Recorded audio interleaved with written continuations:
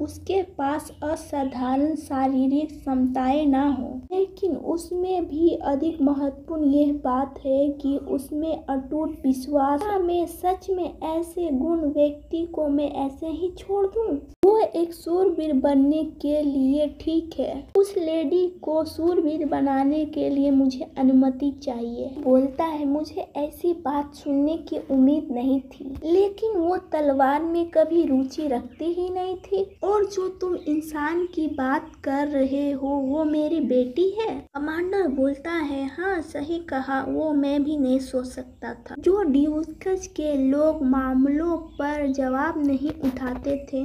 मेरी बात एक बार सुन लीजिए। मेरा नाम डिकस है और मैं यहाँ एक शूरवीर बनना चाहता हूँ। मैं कुछ भी कर सकता हूँ, प्लीज मुझे एक मौका दीजिए। व्हाइट बाल वाला आदमी बोलता है, वो आदमी वहाँ क्या कर रहा है?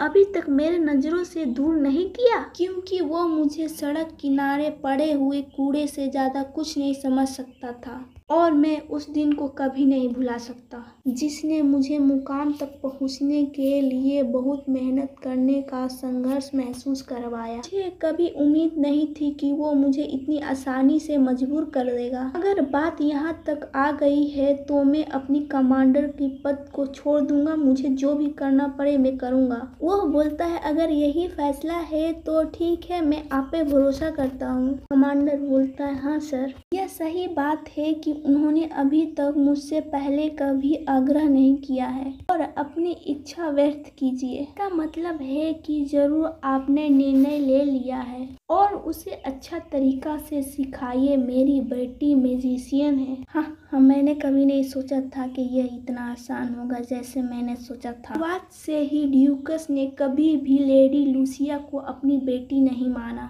आप बिल्कुल भी नहीं बदले। एक बात है, अगर तुम्हारा काम खत्म हो गया है तो तुम्हें जाना चाहिए। ये लेडी मेरिकल नहीं है जिसे मैं अपना शूरवीर बनाना चाहता हूँ। लेडी मेरिकल नहीं है वो, बल्कि लेडी लूसिया है। मरीन बोलती है, अब खत्म हो गया है लेडी लूसिया, आइए और देखिए। लूसिया बोलती है, मरीन क्या ये काफी नहीं है? मैं गिनती भूल गई हूँ कि मैंने कितने कपड़े बदल लिए हैं। मरीन बोलती है, लेकिन लेडी आप तो हर कपड़े में अच्छी लगती है और मैं ठीक से तय नहीं कर पा रही हूँ कि मैं आपको कौन सा दूँ। बस एक और प्लीज, बस आखिरकार ये पहन लीजिए। क्या बोलती है, ये सच में ये आखिरी वाला है ना? हाँ, आखिरी वाला है। कल मरीन को इतनी परेशानी देने के लिए मुझे बहुत बुरा लगा था, लेकिन मुझे खुशी है कि अब वो अच्छे मूड में लग रही है। माफ करे, मैं तो वही कर रही हूँ जो मुझे करना चाहिए था, जिसका मतलब है कि मैं सुबह से ही कपड़े बदलती आ रही हूँ। लेकिन अभी भी ये अजीब एहसास क्या है? घबराया नहीं, ये बस एक और कदम है जिसे मुझे पार करना है और अब मैं जा रही हूँ मरीन। हेलो लिरिंगन।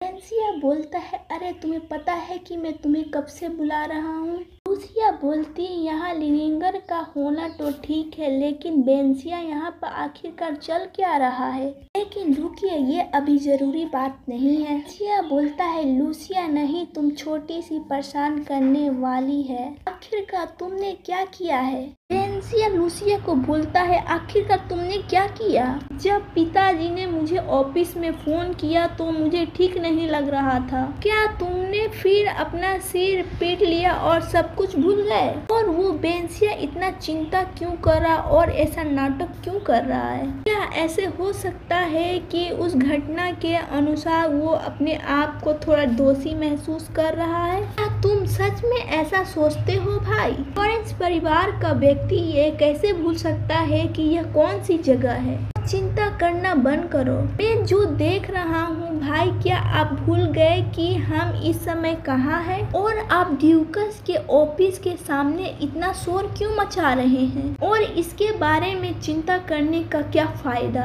लिरिंगन बोलता है, वो तो गलत फहमी नहीं है। उस दिन के बाद इसकी डिमांड बढ़ती जा रही है, यहाँ तक कि सबसे छोटी प्रेरणा भी परिवर्तन का उदाहरण बन सकता है। अगर उस बच्चे में इस व्यक्ति का खून बह रहा है। यह परिवर्तन बिल्कुल अजीब नहीं है, हालांकि इसका जल्दी एहसास हो जाएगा। ये स्वयं बदली हुई इच्छाएं हैं जो अपने आप को अंदर से जलाती है। अभी भी बहुत देर नहीं हुई है, करने की कोशिश कर रहे हैं। और इस जगह का नाम लोरेस क्यों रखा गया? फिन सिंह कर्ट होता है 10 मिनट पहले। यह मिस मेरिकल नहीं है। इस व्यक्ति को मैं अपना शिष्य बनाना चाहता हूँ। और ये मेरिकल नहीं है, ये लूसिया है। आप सचमुच अच्छे व्यक्ति हैं। अधिकतर लोग आपकी इच्छाओं में आसानी से बह जाते हैं, जैसे नरम हवाएं, हल्की झगमगाती हुई सड़कें, टहनियाँ। उन तुच्छ लोगों के विपरीत एक आदमी जो लंबे समय तक टिक सकता है, वो जो चाहता है उसे सचमुच वो मिलता है। और वही कारण है कि आप वैसी स्थिति में हैं। तो मैं एक बार फिर उसे जांच करने दूंगा। एक्सेल, क्या तुमने मुझे इसके बारे में बताने से पहले सचमुच इसके बारे में विचार किया है?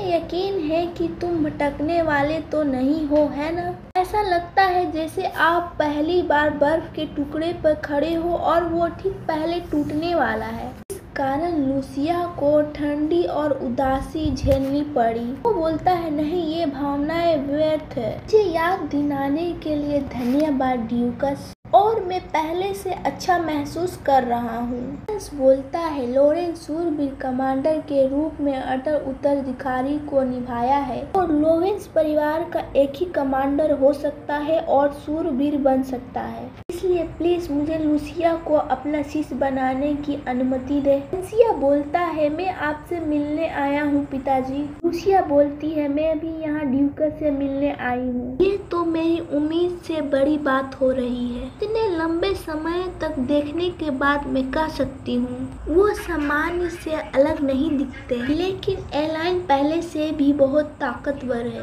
और मुझे ऐसा महसूस हो रहा है कि ड्यूकस भावनाओं से भरे हुए हैं। मुझे इसे बेकार नहीं जाने देना चाहिए।